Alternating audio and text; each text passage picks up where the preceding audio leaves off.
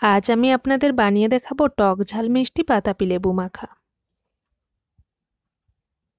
বাতাবি লেবু মাখা বানানোর জন্য এখানে আমি নিয়ে নিয়েছি একটা পাকা বাতাবি লেবু। প্রথমে আমরা এই লেবুর খোসাটা ছাড়িয়ে নেব। একটা ছুরির সাহায্যে প্রথমে পিছনের দিকের খোসাটা এইভাবে কেটে নিলাম, তারপর সামনের দিকের খোসাটাও ঠিক একই রকমভাবে আমাদের কেটে নিতে হবে। তারপর মাঝখানের খোসাটা এইভাবে ছুরি দিয়ে কেটে নিতে হবে।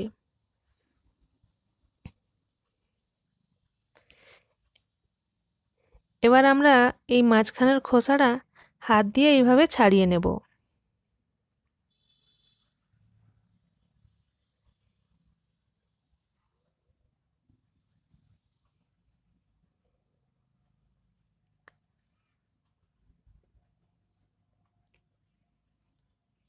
এবার একটা ছুরির সাহায্যে বাতাবি লেবুটা মাঝখান দিয়ে এরকম কেটে নিতে হবে।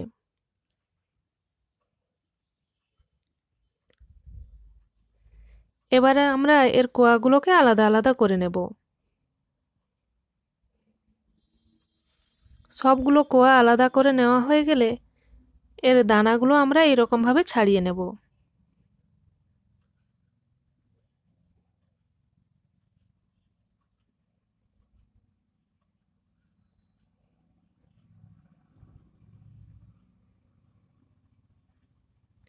সবগুলো দানা আমাদের ছাড়িয়ে নেওয়া হয়ে গেলে এতে দিয়ে দিলাম স্বাদ মতো লবণ আর কয়েক টুকরো কুচানো কাঁচা লঙ্কা। ঝালটা আপনারা যেভাবে খাবেন ওই অনুযায়ী দেবেন। আর দিয়ে দিলাম বিট লবণ। আপনারাও একবার এইভাবে বাতাবি লেবু মাখা ট্রাই করে দেখতে পারেন। এবার দিয়ে দেব 2 চামচ কাসুন্দি। আপনাদের বাড়িতে যদি কাসুন্দি না থাকে তাহলে এতে সর্ষে বাটা দিলেও হবে। আর এখানে আমি চিনি দিচ্ছি না, কারণ এই বাতাবি লেবুটা আমাদের খুবই মিষ্টি। আর যদি আপনাদের বাতাবি লেবুটা একটু টক থাকে তাহলে সামান্য একটু চিনিও এতে অ্যাড করতে পারেন। দিয়ে এই সব কিছু ভালো করে মাখিয়ে নিলেই পরিবেশন করার জন্য তৈরি। আজকের এই বাতাবি লেবু মাখা আপনাদের কেমন লাগলো কমেন্ট করে জানাতে ভুলবেন না।